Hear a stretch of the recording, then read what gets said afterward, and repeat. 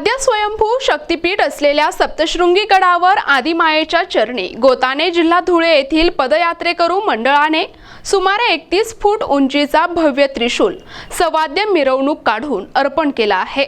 गोताने तालुका जिल्हा धुळे या ठिकाणी समाधान हाके हे सद्गुरू रामदास बाबा, गुरुवर्य राजू बाबा मुंजवाड यांच्या मार्गदर्शनाने गेल्या 8 वर्षांपासून चैत्रोत्सवात गोताने ते सप्तशृंगी गड अशी पदयात्रा काढत आहे। प्रत्येक वर्षी पदयात्रेत सहभागी भाविकांची संख्या वाढत असून यावर्षी 2,500 पदयात्रेकरू सहभागी झाले होते। दरम्यान दिंडी चालक समाधान हाके यांनी श्री क्षेत्र सप्तशृंगी गडावर मोठा त्रिशूल उभारण्याचे ठरवले। त्यानुसार त्यांनी पदयात्रेकरूंच्या सहकार्याने भव्य त्रिशूल उभारण्याचे काम हाती घेऊन कुसुंबा या ठिकाणी त्रिशूलासाठी आवश्यक सामुग्रीची व्यवस्था करून गत नवरात्रोत्सवाच्या कालावधीत सुमारे 1.5 टन वजनाचे 31 फूट उंच आणि 6.5 फूट रुंद त्रिशूल साकारला आहे आणि बनवलेला त्रिशूल मागील महिन्यात झालेल्या चैत्रोत्सवात दिंडी पालखीने गोताने ते नांदुरी दरम्यान पदयात्रेने आणण्यात आला। चैत्र पौर्णिमेस हा त्रिशूल आदिमायेच्या चरणी अर्पण करण्यात येणार होता, मात्र यात्रोत्सवात सप्तशृंगी गडावर असलेली लाखोंची गर्दी यामुळे प्रशासनाने त्रिशूल गडावर नेण्यास परवानगी न दिल्यामुळे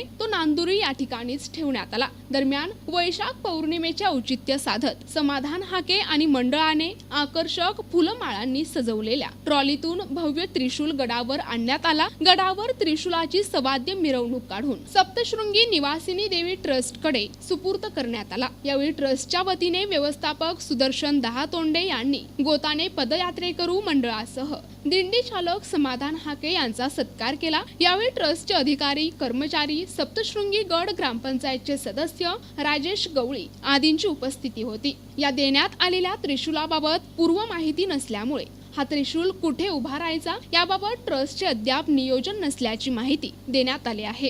गोताने येथील समाधान महाराज आणि दीपक प्रभाकर पवार यांचे गुरुबंधू यांनी शिवालय तलावात मध्यभागी लावण्यासाठी भोले बाबांचे 31 फुटाचे त्रिशूल देवीला अर्पण केले आहे। याचे ग्रामस्थ आणि भाविकांच्या वतीने आभार मानत हा भव्य त्रिशूल शिवालयातील तलावात बसवल्यास भाविकांची मोठी गर्दी शिवालय तलाव परिसरात होईल, रोजगार वाढेल, अर्थकारणाला चालना मिळणार असल्याचे ग्रामपंचायत सदस्य राजेश गवळी यांनी सांगितले आहे। NTV news Marathi, Wani, Nashik.